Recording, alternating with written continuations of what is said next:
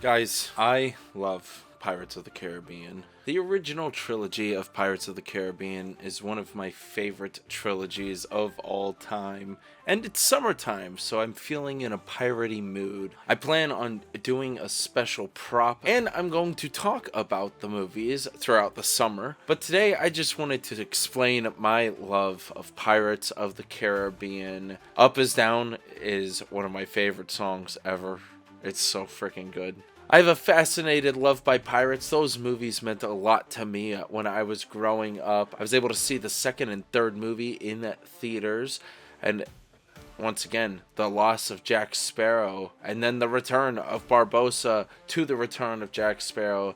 These movies meant a lot to me and inspired me in the way I look at filmmaking. The Curse of the Black Pearl, the experience of a lifetime, taking its inspiration from the Disney ride and being able to become a blockbuster hit. Meanwhile, Haunted Mansion didn't do too well. It's amazing what they were able to pull off with the character of Jack Sparrow as well as Will Turner and Elizabeth Swann.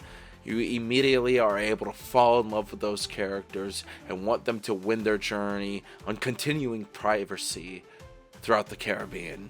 Port Royal's world building is huge. It's a fantastic place that you're able to see everything, but then immediately when the cursed Black Pearl shows up, you're able to see the skeleton pirates for the first time and the big reveal of the movie.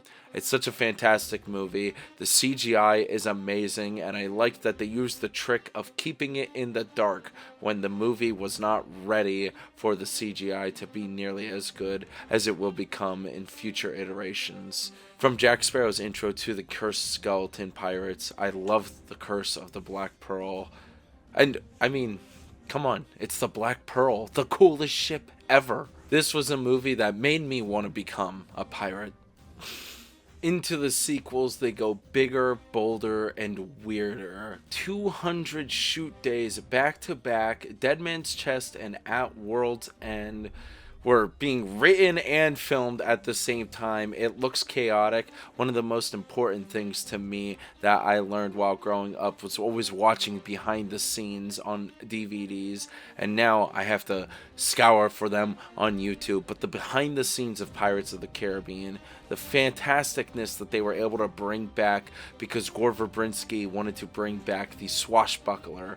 It's amazing what they were able to pull off in even fighting off a hurricane, just like Jack Sparrow. Of course, the CGI improved. They went all out with it. Davy Jones, I think, still today looks fantastic. They were even getting cocky by throwing him into the light. One of my favorite scenes ever is him in the bucket during the Western Duel. A great song with a guitar solo by Hans Zimmer himself. It's fantastic. The Kraken was a great horror element, bringing in the almost Jaws feel to the movie where you couldn't see what was happening with the main antagonist creature that was hunting after you the whole time. Choreography all around, from the wheel fight to the final duels on the ship battle at the end of Dead Man's Chest to the sacrifice of Jack Sparrow. Jack Sparrow is a morally gray character, and I agree with what a lot of other people have also said, where he is not the main character of the franchise, but he is the perfect sidelined guy who is great at pushing the story forward, and everybody loves Jack Sparrow. In At World's End, the climactic movie of the original trilogy, is that what we call it now? The Pirates original trilogy? I can't. From the emotional stakes of the wedding to Will's death and sacrifice to become the captain of the Flying Dutchman. The sheer scale of this movie, from its massive world building from Singapore to the Maelstrom and the Sea Goddess, it's just fantastic. Gore Verbinski said that it's the third movie. Let's go for it. And let's get a little wacky. And they definitely did. I love the trilogy. I love the way the sequels are completely connected as the same story, and it's something that will always stick out to me. I'm a weird trilogy guy. I like watching, if I'm gonna watch one, I typically like watching all three of them within, the week or something. As I got older, the Pirates movies still stuck around in my heart. Of course, as a filmmaker, I was able to go back and watch other old swashbuckler films that inspired the likes of this Pirates of the Caribbean franchise. Actually, two of my favorite now pirate movies are Captain Blood with Errol Flynn and The Crimson Pirate, that has actually Christopher Lee in it but stars Burt Lancaster.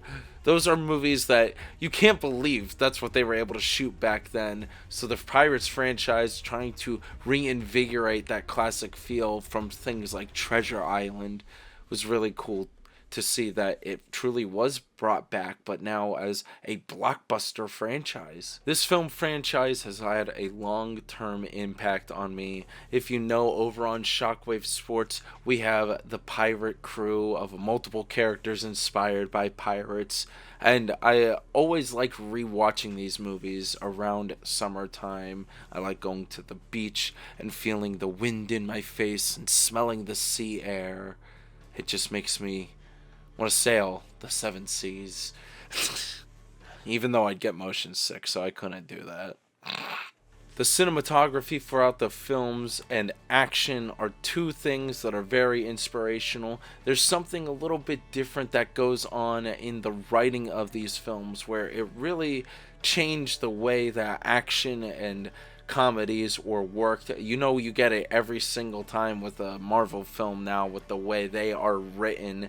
But this was different. The action had the comedy involved in it. It was able to work in a different way, where there was funny scenes in the background, or of course the way Jack would interact with things and being this odd man out compared to all of the straight characters. The balance and the tone of the humor and the darkness works well in the first movie, but I think shines and strives in the two sequels. The sound design and music, of course, is fantastic. You could definitely feel a bit of a lacking drive for the music in Black Pearl, but the two sequels where Hans Zimmer was able to actually spend a lot of time working on the music for them, it's fantastic. Once again, if you haven't ever seen the behind the scenes of the Pirates trilogies, look them up. They're somewhere on YouTube.